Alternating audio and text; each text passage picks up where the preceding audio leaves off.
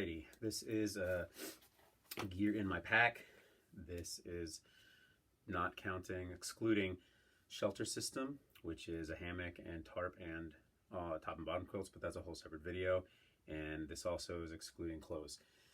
Clothes are, trip dependent, person dependent, weather dependent, etc. So that's a whole separate video as well. These are organized in order of priority for survival.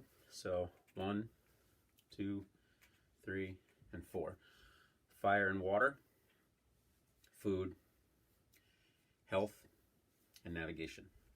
So we'll start with fire and water. Fire and water are pretty equally necessary depending on your circumstances. If it's below freezing in the high Cascades and night has fallen, you need fire. if you don't have anything else, you need some fire so you can be warm, and then you can get some water from there. If you're out in the middle of the Sonoran Desert and you need water, then that's your priority, not fire. So we'll start with fire. Nice and easy. Bic lighter, mini Bic. I usually carry 2 of them, one stashed in my pack and then one stashed in my health kit somewhere. This is a little 3D printed sleeve so that it doesn't get the gas turned on when it's in your pack. It happened to me once. Won't happen to me again. Laplander saw. Great little saw. Pretty light, pretty reasonable. The main thing with this is you have to have good wood selection skills. You need to be able to find the dead standing wood, select the right dead standing wood, and then you can saw it down and process it. But you don't want to be cutting down live trees. You don't want to be pulling wet wood off the ground. Make your life difficult. This is my Falk Niven F1, which I talked about in another video. It's a great knife. The only things I'll say about it for right now is it fits my hand really well, which is important. When you're selecting a knife, it should fit and be comfortable. And secondly, it's full tang, which means tip to butt, one piece of steel with a handle wrapped around it. And so those are crucial. The full tang is necessary for the batoning and making a fire. You kind of need that. And these are Vazballs, cotton soaked in Vaseline. This is a lot of them. This is way too many to bring on a trip. I just happened to make a batch recently, and so they're all still together. I would maybe take one for every 2 or 3 nights-ish, depending on how often you think you're going to need a fire. If it's shoulder season, you're going out in, early April or something like that, then late March, you may want some fireballs. So these guys together right here is a big roaring fire, like a life-saving signal fire every day of the week in any conditions, as long as you know what you're doing and you have the skills to complement them, which we're always still working on. So that's fire. Water is a Grav system. I switched from Sawyer to Grav this year, and I could not be happier with it. It's great. This is a Platypus Grav filter. Pretty light, pretty robust. It's got really good reviews online. Back flush it to clear any junk out, but it's real light and real sturdy. The design is real simple. It's just simply a Grav filter, right? You fill up the dirty water bottle and hook up the hoses, and it goes about 1 liter per minute, which is wonderful. This is the dirty water bag. Good design. Hangs well from a tree or rope or whatever. It's got a little filter. It's got a scoop opening to make you filling it nice and easy. And it's got a good design wherein once you hang it, you wander off for 5 minutes, come back, and the sediment has accumulated in the bottom, and you get clean water pulling off above the sediment, which is nice. It filters really fast. It filters really well. My go-to water situation is the dirty water bag, a 1 liter platy, obviously the filter, those is non-negotiable, and I go with just a 750, 750 milliliter water bottle from the local Quickie Mart or Wawa, or whatever you have. This is good. This is 2, 3, 750, so 3.75 liters of water. That's a lot of water for carrying around. It gets heavy. Also, it's plenty of water to have to camel up because you're going to camp, so you can eat some dinner, have some water before bed, have some water at night, wake up and make coffee and find your way to water the next day. If you're going to be in a situation where you need more water, then you would swap out. I would swap out this Platypus for this Platypus. Right, so that gives me an extra liter. And then I guess if I was really hard up, I could bring all of them. I've never needed all of these. That's almost 6 liters of water, which is really heavy, if nothing else. So generally, this is my go-to. A lot of people like bite valves, and that's great. I don't, but there's nothing wrong with a bite valve. to run from your pack if you're doing a bladder, but I use this little guy. So that's water and fire. Food, basic food bag, right? Granite Gear, just holds the food, zips it up. I can squeeze 6 nights, 5 nights. 5 nights easy. 5 nights definitely. 6 nights is a little much, but I could probably do it if I had to. And I would eat a little light, but it'd be fine. So you can go for a while with this fully packed. Hand sanitizer, that kind of crosses the border between health and food. This is a bear hang bag for PCT hang. That's a separate video as well, but I use a PCT hang for my gear when I'm hanging in bear country where I don't need a bear canister. If I can get away with not a canister, I get away with not a canister. This is my sippy mug. 450 milliliter titanium Snow Peak double wall. It's just for coffee because I like hot coffee in the morning. That's one of the things I really enjoy is hot coffee in the morning in the woods. Had a little incident with it, and so now it's a Weeble Wobble mug. Love that mug. Long handled titanium Cetus Summit spork. That's all I need for that. All right, and the heart of the Cook system. So this is a Reflectix cozy that I made with Gorilla Tape and Reflectix. Little camp towel. All right, canister and stove. So canister we're all familiar with, basic. I don't ever bring a small one. This is an Optimus Crux, and it's a good stove. I like it. It goes 0 or 1,000. That's your option, and it boils water fast, and it sounds like you have a F4 Phantom in your camp. It's wonderful, but it boils the water I need in about 3 minutes, if that. So it does a really good job. But it does not have simmer. Simmer is not an option for this stove. If that's what you want, then don't get this stove. But that being said, the way my cook system works, I don't need simmer, right? 450 milliliters of water, 400 milliliters of water roughly. Oh, this is a Toaks titanium 1 liter. So again, a Toaks 1,000 milliliter titanium. And fill it up with about 350, 400 milliliters of water. Boil. When it has boiled, comes off, goes in here. My meals are all little packs of dehydrated food that my wife makes, and we'll get into that in a different video. Dump it in, stir it, cover it,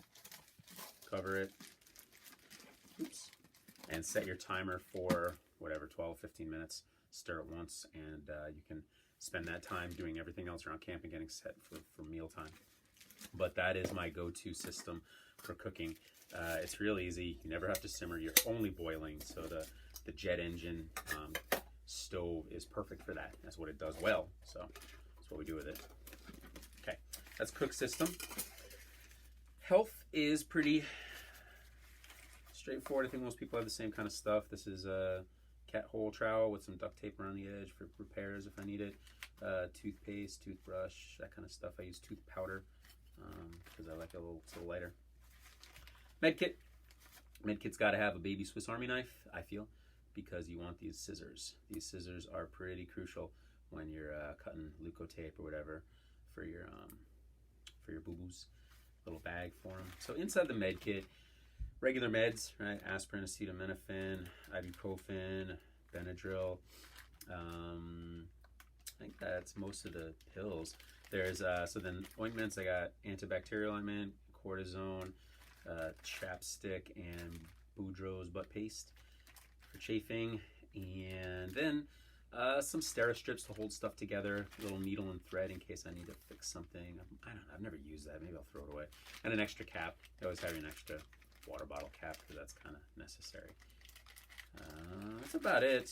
A couple zip ties just in case. So that's the whole med kit. This is not a field surgery station. This is, a boo-boo on the trail.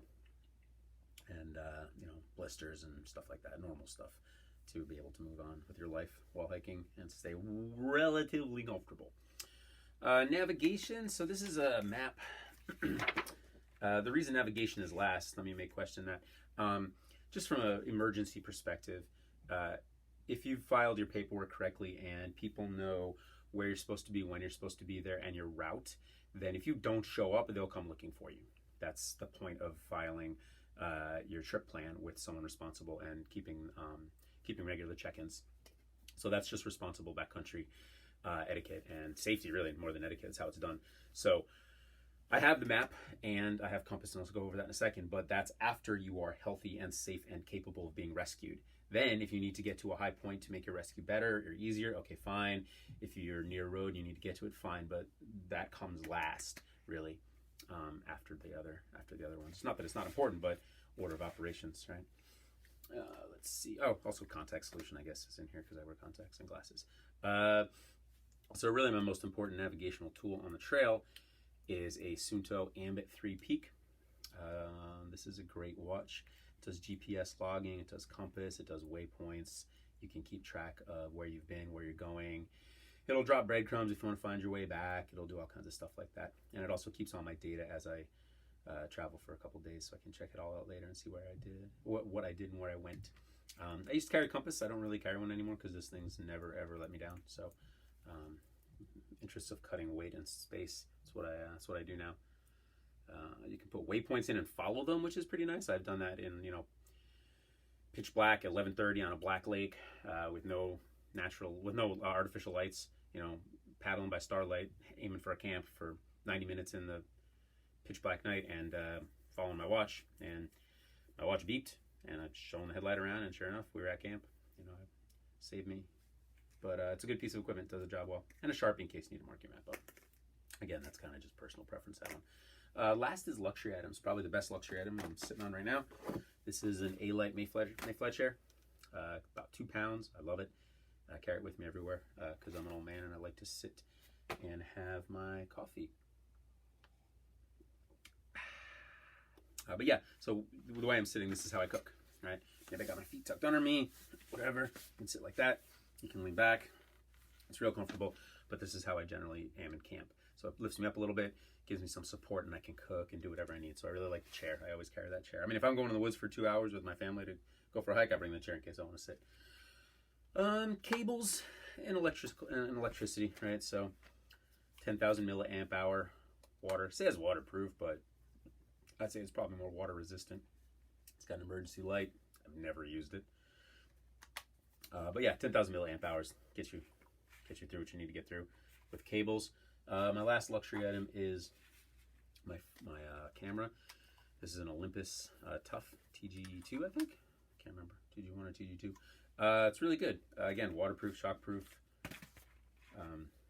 I don't use my phone as a camera anymore. It took good pictures, but this is more flexible, takes better pictures, and you have more control over it. And it does macro photography, which I enjoy. So it's heavy. It's a big chunk of glass and metal and plastic, but it's very fun. I like carrying it, so I do enjoy it. Again, luxury. That's a luxury item. And then last but not least is the thing which all of this lives in. This is my Osprey Atmos 50 AG. It's a 50 liter capacity. They make a 65 and a 50. I got the 50, and I've been very happy with that. The problem with 65 is, could I fill a 65? Yeah, but then I got to carry 65 liters of stuff. If you're at 50, you're capped at 50. So you make adjustments and modifications to your gear so that you fit in your 50. You end up throwing some stuff away that you don't need or don't bring. So is what it is. The AG is for anti-gravity. That's this support net system on the back. At first, I wasn't sure how well it would hold up. I thought it was worth a try because Osprey's a good brand and I like them. But it's held up really well. It's been pristine. Pack's held up for quite a bit. It's adjustable yoke system, so you can size it to you, particularly along with the hip belt. So it's very customizable. There's a big move in ultralight to get as, by definition, as light as you can, and you can go buy a Cuban fiber backpack with no suspension, essentially just a sack on your back, and that's great if people want to do that. I have, God bless, go with it, mashallah. But I like, this is about a 4-pound pack as opposed to like a 1.5 pound pack, right? So I'll take the 4 pounds every day because this is comfortable. This sits on my shoulders comfortably. It sits on my back. It never hurts. Fully loaded, ready to go. This thing is 20 pounds before food and water. I think that's before food, water, and fuel. Yeah, before consumables. Before food, water, and fuel, this is 20 pounds. With all of this, plus my shelter system, plus my clothing. And 20 pounds, I'll take that every day of the week. That's fine. This thing with 20 pounds, I don't even feel it. I don't even know what's on my back. It's good. It's a good pack. The top is convertible, so this little top pops off, and then you're down to just a smaller pack. But you can do it. I never have. These two pouches are pretty crucial to my organizational system. So along with the hip belts and the side pouches, and when you get used to a pack after a couple seasons, you kind of settle into where everything lives. And I've settled into this one, so I'll ride it until it dies. And I believe that is everything. All right, I hope you guys enjoyed it, and if you have any questions, let me know. Here you go. Word.